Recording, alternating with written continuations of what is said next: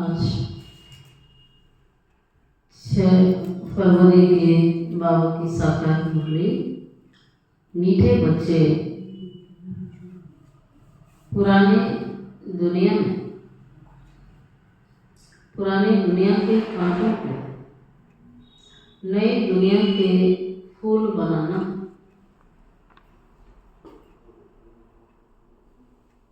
पुरानी दुनिया के कांटों को नई दुनिया के फूल बनाना, यह तुम होशियार मालियों का काम है।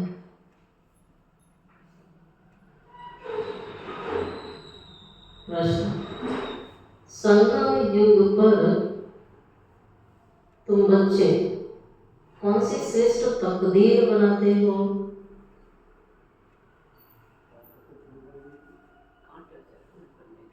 संगम युग पर तुम बच्चे कौन सी श्रेष्ठ तकदीर बनाते हो?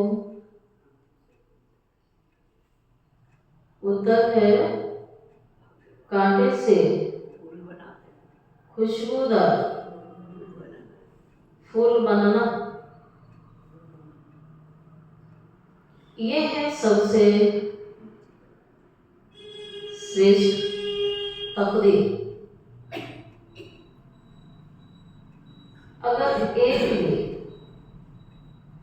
अगर एक भी बाबा कहते हैं कोई विकार तो कांटा है। फिर एक भी विकार है तो कांटा। जब कांटे से फूल बनो तब सतो प्रधान देवी देवता बनो। तो बच्चे अभी 21 पीढ़ी के लिए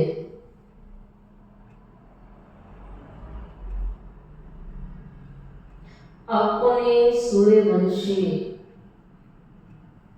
तकदीर बनाने आए हो। आज की मुरली का गीत है तकदीर जगाकर आए हैं। ओम शांति। गीत बच्चों ने सुना, ये तो कॉमन गीत है क्योंकि तुम हो मालिक, बाप है भगवान। अब मालियों को कांटों से फूल बनाना है। ये अक्षर बहुत क्लियर। भक्त आए हैं भगवान के पास, ये सब भक्तियां हैं। अब ज्ञान की पढ़ाई पढ़ने बाबा के पास आए हैं। इस राज्यों की पढ़ाई से तुम बच्चे नई दुनिया के मालिक बन जाते हो। तो भक्तियां कहती हैं हम तकदीर बनाकर आए हैं, नई दुनिया दिल में सजाकर आए हैं। बाबा भी रोज कहते हैं स्वीट ऑन स्वीट राजाई को याद करो, आत्मा को याद करो।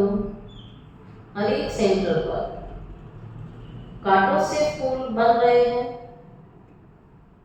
बाबा कहते हैं कारोबार चल रही है ना, सभी जगह कांटों से फूल बन रहे हैं। फूलों में भी नंबरवार होते हैं। शिव के ऊपर फूल चढ़ाते, कोई कैसा फूल चढ़ाते, कोई कैसा चढ़ाते। गुलाब के फूल, अक के फूल में रात दिन का फर्क है। यह भी बगीचा है। कोई मोतिये के फूल है, कोई चंपा के हैं, कोई रतन जोत है और कोई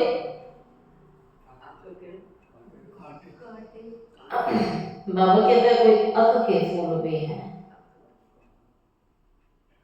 बच्चे जानते हैं इस समय सब कांटे हैं।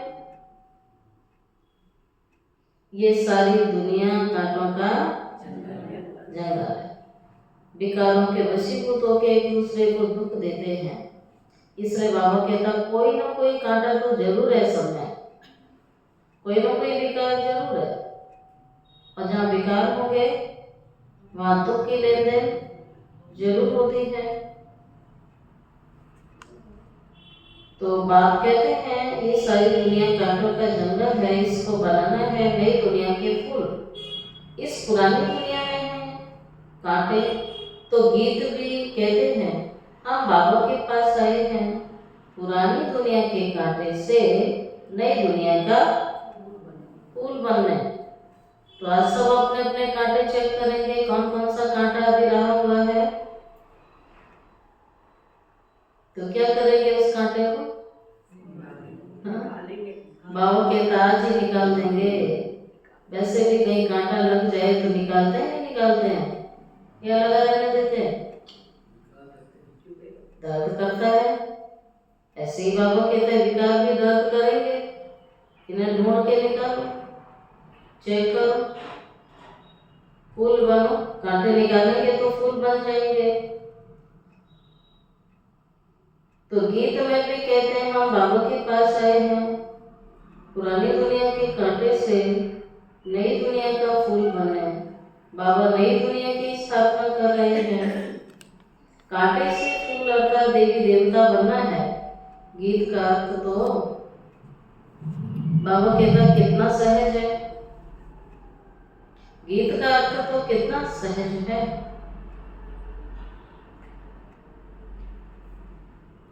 हम आए हैं तकदीर जगाने नई दुनिया के लिए। नई दुनिया है सतयुग। कोई की सतो प्रधान तकदीर है, कोई की रजो है तो कोई की तमो है, कोई की रजो भी है। कोई सूर्यवंशी राजा बनते हैं, कोई प्रजा बन जाते हैं, कोई प्रजा के भी जाकर नौकर चाकर बनते हैं। ये नई दुनिया की राजाई की स्थापना चल रही है। इस स्कूल में तकदीर जगाने जाते हैं। यहाँ तो नई दुनिया की बात है। ये पुरानी दुनिया में क्या तकदीर बनाएंगे?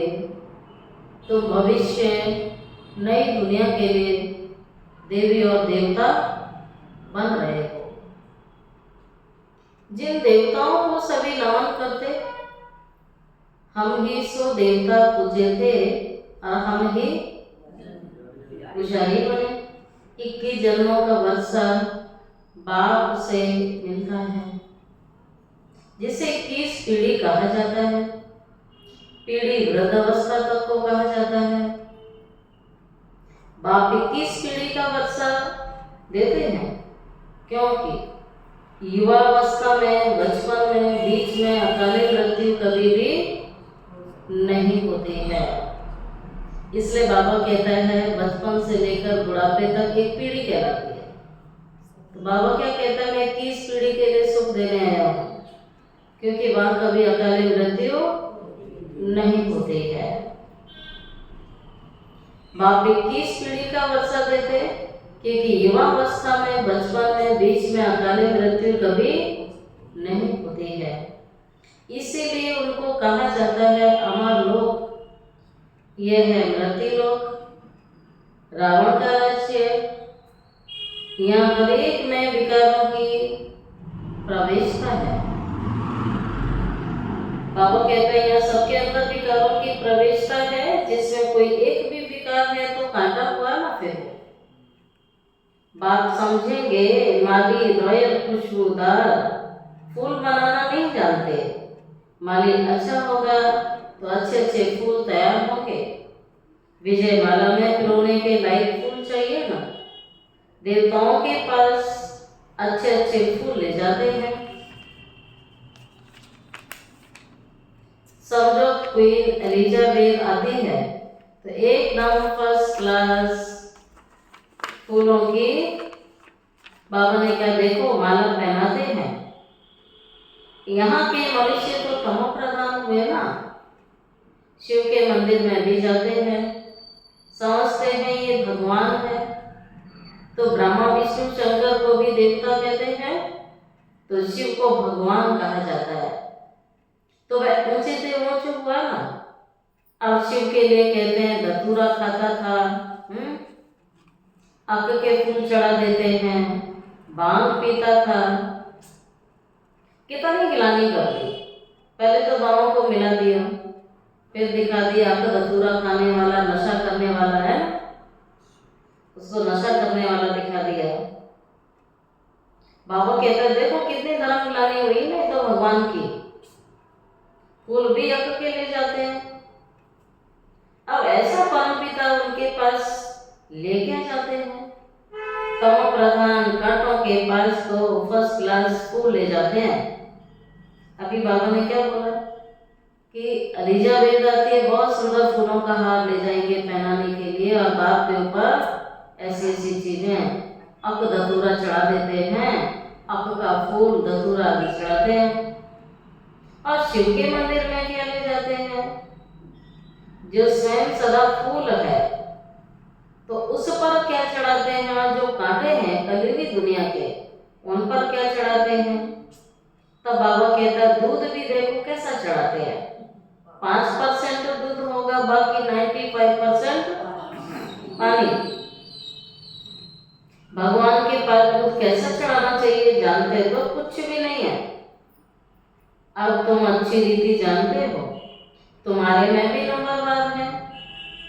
जो अच्छा जानते हैं उनको सेंटर का हेड बनाया जाता है।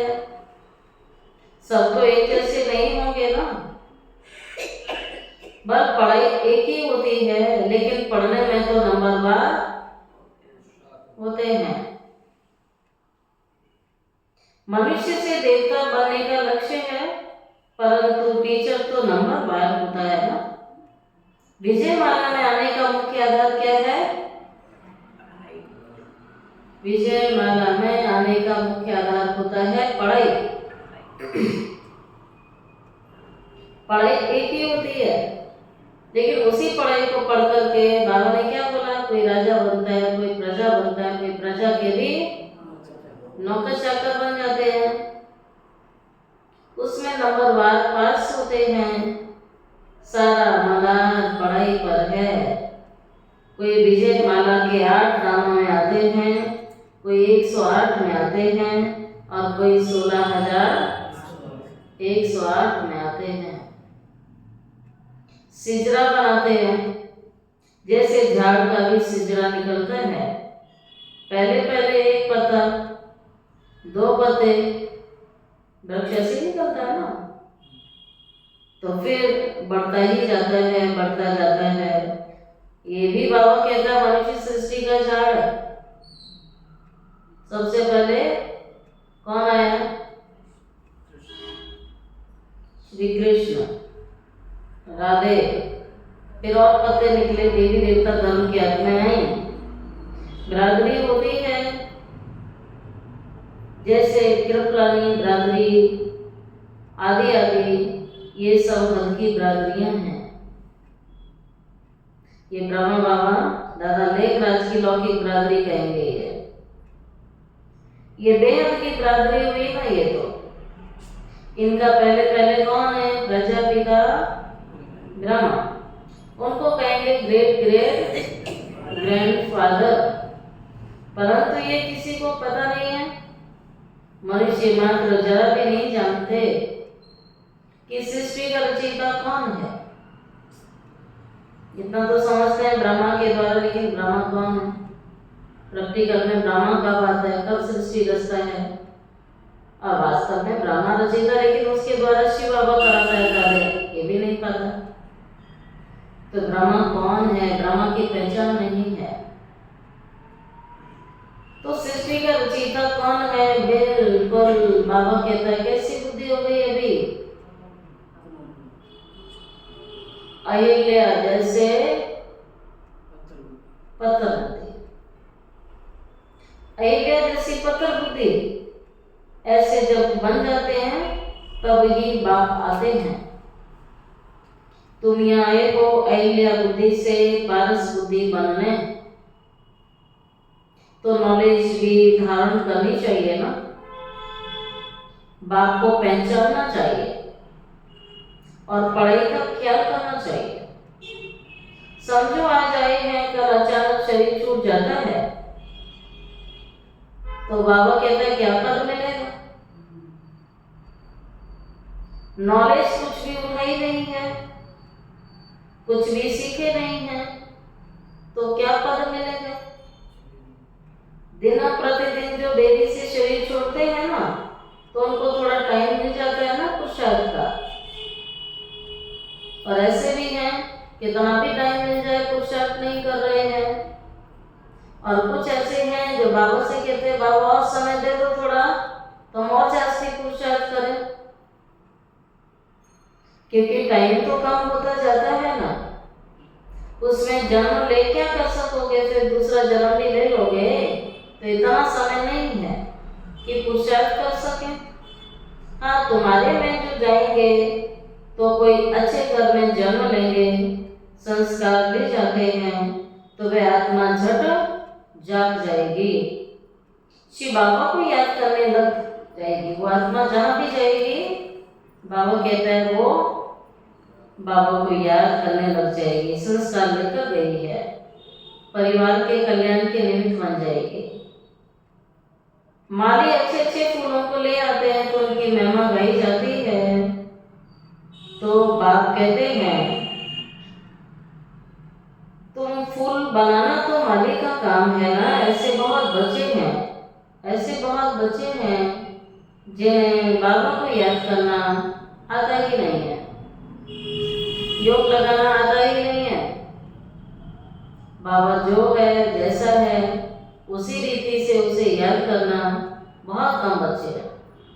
जिन्हें एक्यूरेट याद करना नहीं आता है, तकदीर के ऊपर है ये बात। तकदीर में ही नहीं है तो भगवान की कोई बात समझ में नहीं आती है, करेंगे नहीं। तकदीर में नहीं है तो समझते भी नहीं है। तकदीरवान बच्चे तो बाप को यथार्थ रीति पहचान कर उन्हें पूरी रीति याद करेंगे। तो बाबा कहता है इस संयोग संगम की घड़ियों का स्मृति नहीं रहती है कि कितना कीमती समय ये चल रहा है। और बाबा ने तो कहा हुआ है कि समय तो समाप्त हो चुका है, आपको एक्स्ट्रा समय मिला हुआ है। ये बाबा ने पुरुषार्थ के लिए हमें एक्स्ट्रा समय दिया हुआ है, नहीं तो समय तो खत्म। और फिर भी नहीं पुरुषार्थ करें तो बाबा उसको कहता है इनकी तकदीर में नहीं है। इस संसार में कोई कितना भी बिजी है तो भी उसको समय निकालता है, खाने के लिए भी समय निकालता है, पीने के लिए भी निकालता है, जो जरूरी कार्य है उनके लिए भी निकालता है, लेकिन पढ़ाई के लिए समय क्या कहते हैं, समय नहीं है। तो बाबा क्या कहेगा, उसको ना समझ ही कहेगा ना। उसको समय की कदर नहीं है, वैल्यू नहीं है, उसको प्रॉपर अभी परमात्मा का परिचय हुआ नहीं है, उसको ये स्मृति नहीं है कि कौन पढ़ाने आता है, यथार्थ रीति जानते ही नहीं है अभी तक। बाबा के साथ साथ नई दुनिया को भी याद करते रहेंगे। बाबा हमें इस दुख की दुनिया, कांटों के जंगल से निकालने आया है, फूलों की दुनिया में ले जा रहा है। गीत में भी कहते हैं ना, हम नई दुनिया के लिए, नई तकदीर बनाने के लिए आए हैं। 21 जन्मों के लिए बाप से राज्य भाग्य लेना है। इस नशे और खुशी में रहें तो ऐसे ऐसे गीत का अर्थ भी इशारे से समझ जाएंगे। इस स्कूल में भी कोई की तकदीर में नहीं होता है, तो क्या होता है फिर? अच्छे स्कूल में डालते हैं, फीस भी अच्छी देते हैं, टीचर भी अच्छे होते हैं, लेकिन बच्चा फेल हो जाता है। अब सब कुछ अच्छा है लेकिन पढ़ने वाला ही ना पढ़े तब तब क्या कर सकते हैं?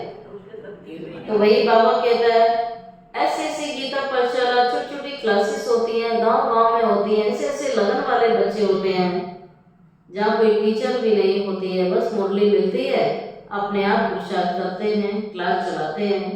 और बहुत अच्छे पुरुषार्थी निकल आते हैं। समझा? जहाँ टीचर भी नहीं है, सेवा केंद्र भी नहीं है, एक साधारण क्लास होती है, वहां से भी लगन वाले बच्चे निकलते हैं, पुरुषार्थी बच्चे निकलते हैं। और कहीं सेंटर भी है, टीचर भी है, लेकिन पढ़ने वाले बच्चे पढ़ते नहीं है। और ऐसी भी जगह है जहाँ स्थान नहीं है लेकिन पढ़ने वाले ज्यादा है। तो बाबा कहता है समझा जाएगा इनकी तकदीर में नहीं है, फेल हो जाते हैं। यह तो बहुत बड़ा इम्तिहान है। इम्तिहान तो हर घड़ी है, लेकिन फाइनल तो फाइनल है, वो भी शकील का है। भगवान बैठ के खुद पढ़ाता है यहाँ। ये नॉलेज सभी धर्म वालों के लिए है। बाप कहते अपने को आत्मा समझ के उस बात को याद करो। तुम जानते हो किसी भी देहधारी मनुष्य को डेडस क्या नहीं कह सकते। बाबा कहता है किसी भी देहधारी मनुष्य को भगवान नहीं कहा जाता है। ये पहचान है, जिसका शरीर है वो भगवान नहीं है, जिसकी देह है वो भगवान नहीं है। ब्रह्मा विष्णु शंकर को भी भगवान नहीं कहेंगे, आकारी शरीरधारी। तो आकारी शरीरधारी को भी भगवान नहीं कहेंगे, तो स्थूल शरीरधारी को कह सकते हैं फिर। लेकिन आज संसार में कितनों को भगवान की उपाधि दी हुई है, हाँ? कितने, कोई गिनती है? अनगिनत। वह भी सूक्ष्म वतनवासी देवताएं ब्रह्मा विष्णु शंकर, उन्हें भी नहीं कह सकते। और यहाँ के मनुष्य जिनका जन्म विकारों से हुआ हो, अंदर विकार हो, उन्हें भगवान समझ करके पूछ रहे हो, सत्य परमात्मा को ना जानना, ये कितनी बड़ी अज्ञानता है। फिर यहाँ देवताएं भी नहीं हैं, यह मनुष्य लोग है। परमात्मा तो छोड़ो, या देवता भी नहीं है कोई, ये मनुष्य लोग है। इस समय ये लक्ष्मी नारायण आदि दैवी गुण वाले मनुष्य हैं, जिसको डिटेल्स में कहा जाता है। सतयुग में सभी देवी देवता हैं, सूक्ष्म वतन में ब्रह्मा विष्णु शंकर हैं, गाते हैं ब्रह्मा देवताय नमः, विष्णु देवताय नमः, शंकर देवताय नमः और शिव परमात्माय नमः। फिर कहेंगे शिव परमात्माय नमः। तो शिव को देवता नहीं कहा जाता है, और मनुष्य को फिर भगवान नहीं कह सकते हैं। ठीक है, मनुष्य को भगवान नहीं कह सकते और शिव को क्या नहीं कह सकते।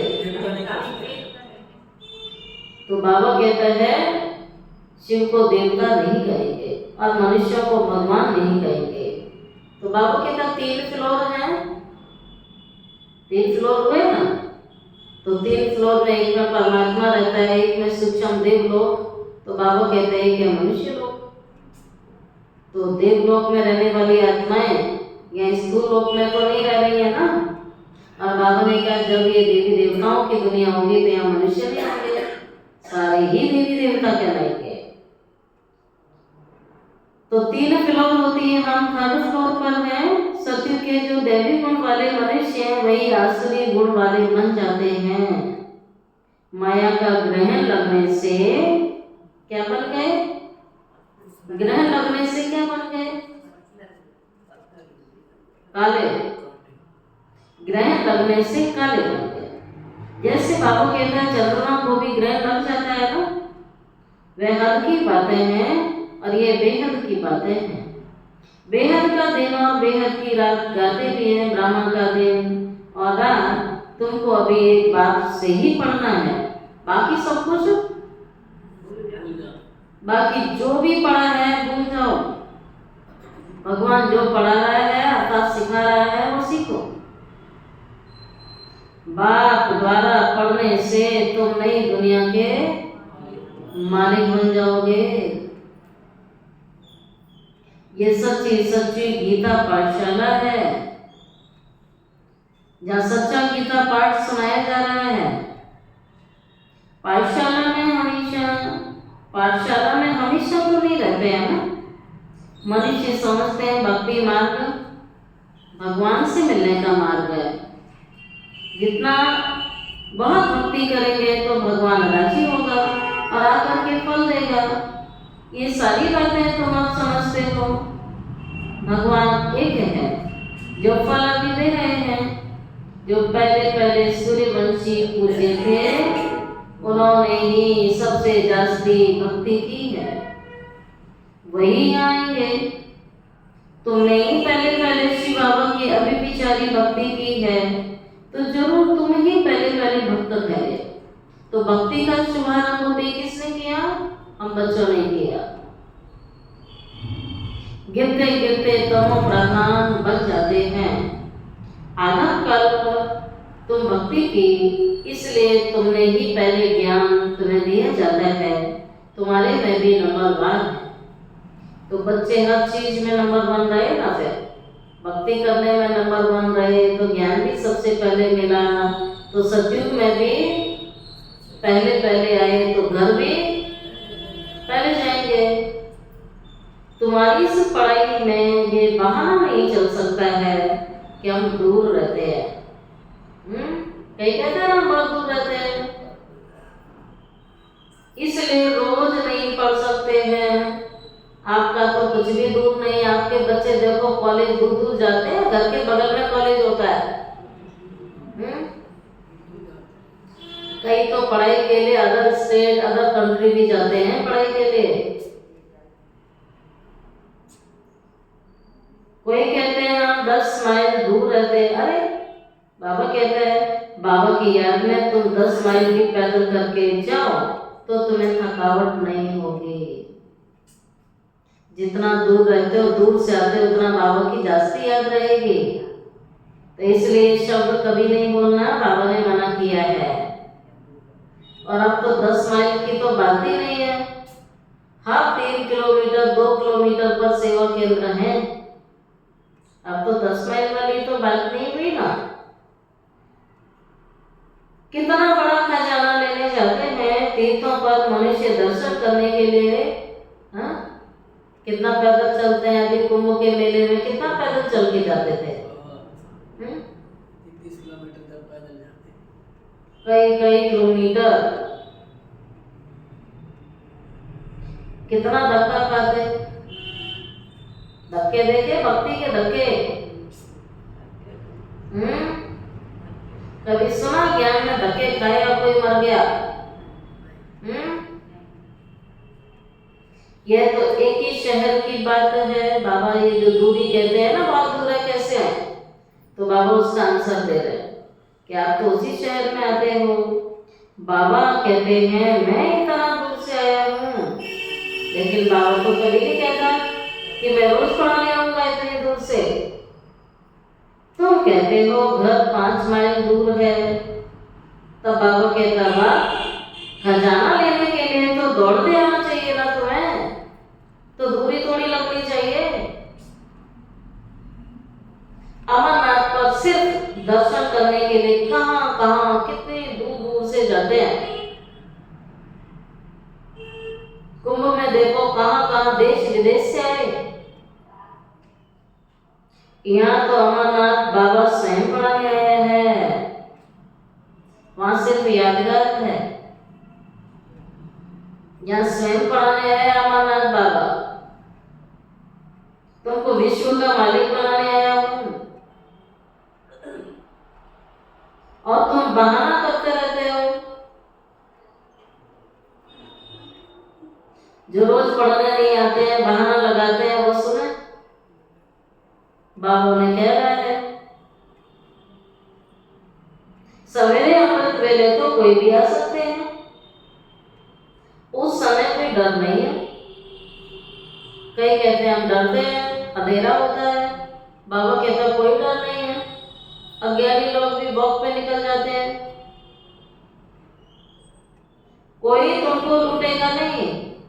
आज बाबा गारंटी ले रहा है, अमृत वेले आओगे, कोई डर की बात नहीं है, कोई तुम्हें लूटेगा नहीं।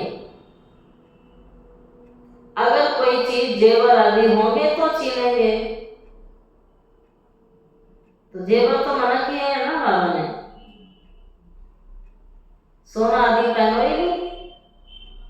चोरों को चाहिए धन पदार्थ चाहिए, परंतु किसी की तकदीर में नहीं है। बाबा कितना सब युक्ति सुनाता है, समझ आने वाले को समझ आ जाता है। किसी की तकदीर में नहीं है तो फिर बहाने बहुत बनाते हैं। चाहे पूरा दिन घर में बैठे रहें खाली, लेकिन बहाना मारेंगे पढ़ने के लिए, पढ़ते ही नहीं है। तो पढ़ते नहीं हो, बाबा भी देखता है सारा दिन, तो अपना पद गवा देते हो। सुन रहे हैं सभी? ज्योति भाई किसको कह रहा है बाबा? किसको कह रहा है? जो रोज नहीं आते बहाना मारते हैं उन्हीं को कह रहा है, जो रोज आते हैं उनको थोड़ी कह रहा है, वो तो आते ही है। पढ़ते नहीं है तो अपना पद गवा दोगे।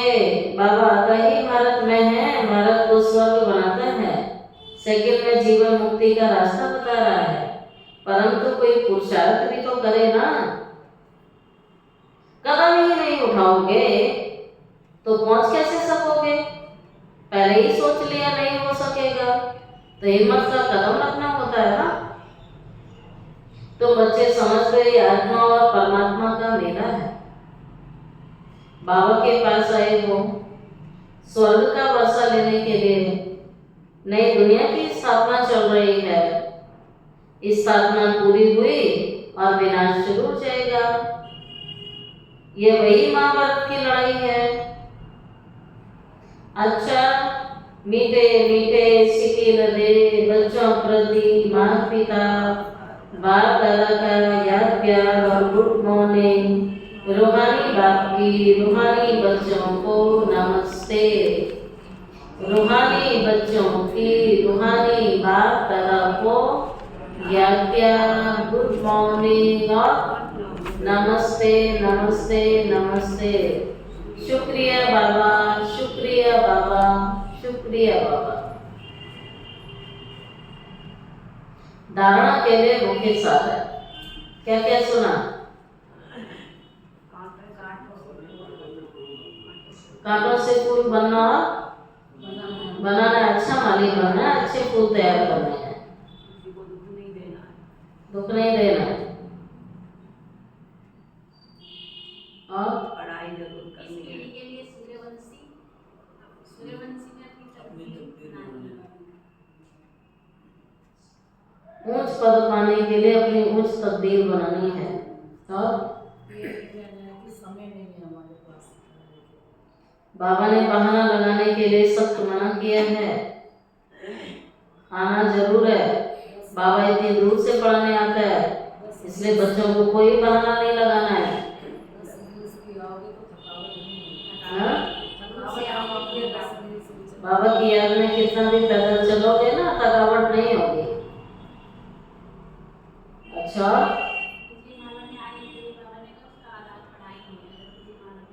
बाबा जो ज्ञान का खजाना दे रहा है उसको लेने के लिए दौड़ दौड़ के आना है।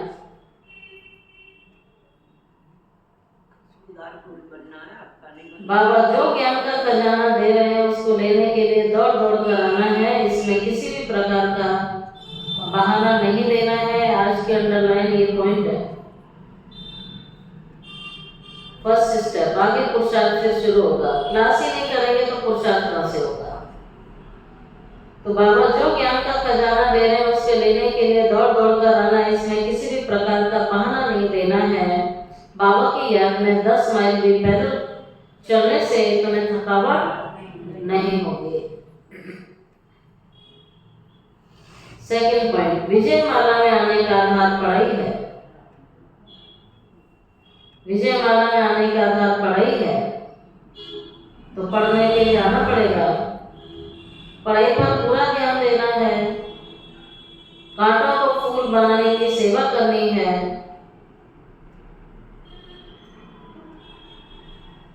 स्वीट ऑन स्वीट राजाई को याद करना है। स्वीट ऑन स्वीट रजाई को याद करना है। अब लेते हैं बाप दादा से वरदान। संगम युग के महत्व को जान, एक का अनगिनत बार रिटर्न प्राप्त करने वाले, सर्व प्राप्ति संपन्न भव। रिपीट करेंगे। संगम युग के महत्व को जान, एक का अनगिनत बार रिटर्न प्राप्त करने वाले, सर्व प्राप्ति संपन्न भव। संगम युग पर बाप दादा का वायदा है। क्या वायदा है? 1 2 क्या वायदा है? 1 2 और लाख लोग। कितना फायदा करा रहा है बाबा? तो फायदे की बात तो समझ में आनी चाहिए। जैसे सर्वश्रेष्ठ समय, सर्वश्रेष्ठ जन्म, सर्वश्रेष्ठ टाइटल इस समय के हैं, वैसे सर्व प्राप्तियों का अनुभव अभी ही होता है। अभी एक का सिर्फ लाखों गुणा नहीं मिलता, लेकिन जब चाहो जैसे चाहो जो चाहो बाप सर्वेंट रूप में बना हुआ है। एक का अनगिनत बार रिटर्न मिल जाता है, क्योंकि वर्तमान समय वरदाता आपका है। जब बीज आपके हाथ में है तो बीज द्वारा जो चाहो वह सेकंड में लेकर सर्व प्राप्तियों से संपन्न बन सकते हो। और स्लोगन है, कैसी भी परिस्थिति हो, परिस्थिति चली जाए लेकिन कैसी भी परिस्थिति हो, परिस्थिति चली जाए लेकिन खुशी नहीं जाए। अव्यक्त इशारा। एकांत प्रिय बनो, एकता और एकाग्रता को अपनाओ। एकता और एकाग्रता ये दोनों श्रेष्ठ भुजाएं हैं कार्य करने के सफलता की। एकाग्रता अर्थात सदा निर्व्यर्थ संकल्प, निर्व्यर्थ संकल्प, निर्विकल्प। जहाँ एकता और एकाग्रता है वहाँ सफलता गले का हार है। वरदाता को एक शब्द प्यारा है, एक व्रता, एक बल, एक व्रता, एक बल, एक भरोसा, साथ साथ एक मत, ना मत और ना परमत, एक रस, ना और कोई व्यक्ति, ना वैभव का रस। ऐसे ही एकता, एकांत प्रिय। ओम शांति।